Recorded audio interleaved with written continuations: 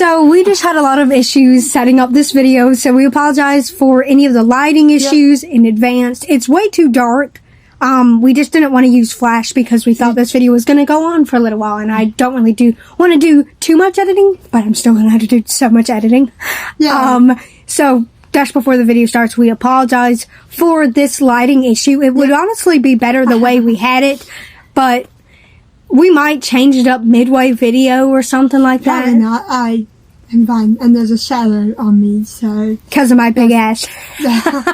Let's ignore whatever shadows on me currently. So, yeah. That's the disclaimer for this video. Yep. That this is going to be very dark. Now on to the video. Hello, everyone. So, welcome to the video. I have my friend, Donnie. Hello. I am a C1, C2 complete quadriplegic, and you have? I have spinal muscular atrophy and ALS. If you don't know what those are, ALS, can't really explain it that well, so I'll put a Google definition here. ALS is basically just a motor neuron disease that basically, trying to explain this in the best way I can, that basically like affects how your muscles regenerate or send signals. Yep. And so they're going to stop sending signals and you get weaker and weaker, leading to ultimate paralysis and even death. Yep. And spinal muscular atrophy is a condition you were born with. It's like a genetic mutation in the SMA1 and SMA2 gene. And you basically get progressive like atrophy, and you're basically just born with the muscles that you have as a newborn, and as you grow, those muscles can't support your body, so you do get weaker over time because of the tiny muscles that your body cannot generate anymore. So yeah, those are the definition of both.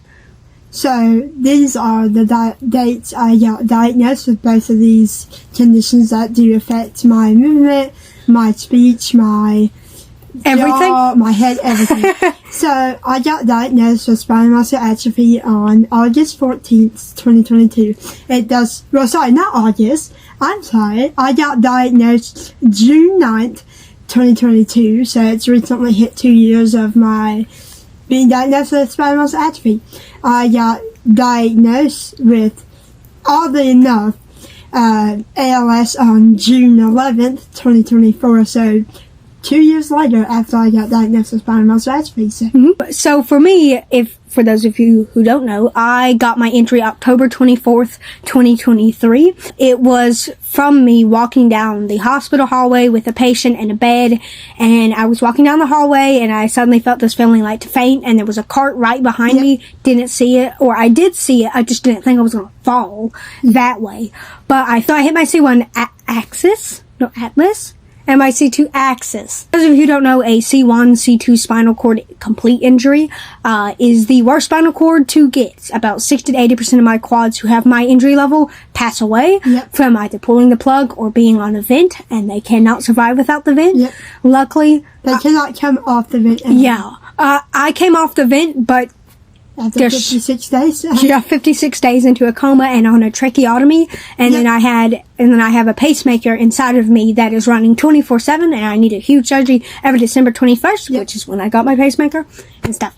But the majority of this video, this was just a background. I have some more information. Oh God.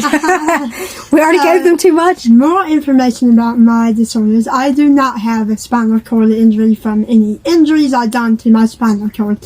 I have ALS and spinal muscular atrophy. Both involve the spinal cord. Basically, when I was diagnosed at 38 years old, I'm now 66 years old, almost 30 years later. My arm strength was the full 20% you could have. As an able-bodied person, my legs were 50 because I was born with cerebral palsy, which affected my legs, and I was paralyzed from the knee down, so I didn't have my foot function or whatever when I was born. I'm an amputee now, so basically my arm strength now is 0.8, and at 8 o'clock it gets down to 0.6. There we go. I'm just kidding. So that is a quick summarization of Donnie and his condition and what affects him. So basically today's video, you might notice something different. So in older videos, I think we had shown Donnie's wheelchair just a little bit. The chair did not have a sip and puff. And for those of you who are wondering what a sip and puff is, I posted a thing about what a sip and puff was. It's basically just a flexible tube that is wired to your chair, controlled by exhaling and inhaling. So like sucking or blowing and everyone's sip and puff works differently depending on your breathing strength and what injury level you are. Since I damaged my C1 Atlas C2 Axis, I damaged those, and I can't, do anything with the rest of my body below my neck, or basically below there. But I can move my neck because I got some mobility back, but barely any.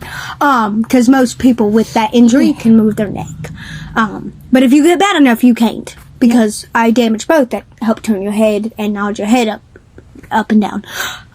But it depends on your injury level, the completeness of your injury, how much breathing ability you have, and what you can control. I can kind of control sucking and blowing and biting, which is great because my sip and puff works like that. To tilt my chair, I bite my joystick. It takes my sip and puff. It takes a very small biting motion, since my sip and puff is 0.2 strength. Mine is 0.1. Yeah, and I bite to tilt my chair. There's not much room. I suck to go back. I blow to go forward. And that's it. But then I can also, do a soft puff to the right, so I can go right. It takes a whole matter of skills and directions. And since I've been used to it for like 7 months... I think we should explain a really important part, saying... I'm not paralyzed from the neck down. I have 2% in my head, 0.8 in my arms, and that's about it. Yep. So Donnie is classified as someone who is paralyzed from the neck down. Because I'm that weak? Yeah, he's gotten that weak, but it's not from a spinal cord injury. Yep. When you have a spinal cord injury, it affects the nerves below that injury. Yep. His doesn't affect his nerves. It just affects his weakness and muscle. He can still feel everything except from the knee down, but obviously he got an amputee because of adult acute lymphoblastoma. Is a cancer of the white blood cells, for those of you who are wondering. So Donnie has a sip and puff now, and the reason why it's a 0.1 is because he doesn't have any suction. So, a lot of people might ask, saying, Donnie, you have hand function, you can still move your joystick as of right now. Well, every month you live with ALS, you lose 1 baby% of arm strength. So, if you were a 1, by the next month you had ALS, you'll be 0.10. So, you'd be already low. But my starting arm strength when I was diagnosed with ALS was 0.8, and it's not been a month yet, so it's not down to 0.7. And at 8, my arm strength gets down to 0.6, which is almost the maximum capacity my joystick will ever go, at 0.5. On September of 2024, I will be down to 0.5 arm strength, and that's will be my maximum level of strength my whole arms have. And my joystick, I won't be able to move my chair at all from 1 a.m. all the way to the ending of the day, because my arm strength will be 0.5. Next month, by July 11th, my arm strength, when it gets to 8, will be 0.5. Because my arm strength will go down to 0.7. By next month, at 8 o'clock, I will not be able to drive my chair at all. How your sip and puff works and what directions you can do with your sip and puff, because mine's different. Yeah, so I just got it literally an hour ago, so I don't know. Do you want me to do the motions for you? Yeah, sure. Yeah. So I just... I'm Nurse Dana. Yeah, I just... to your front, to your back, and then to tilt, I just go sucking in really hard instead of biting, because I don't have much bite strength. You have to... Mine doesn't do that. It'll launch me back. I can tilt with my joystick, so I don't really have to tilt too much. I just have to worry about driving back and forth and turning. Yep. That is it for today's video. We hope we had summed it up enough. Yeah, summed it up enough for y'all guys to hopefully understand. But if you need another video for closure, or just some more extra information, we'll do one. Yep. So thanks so much for watching today's video, and we'll see y'all next time. Bye. Bye. Speaking of the day I got my feeding tube and my wheelchair, when I got diagnosed only a month or two ago. Oh, yeah.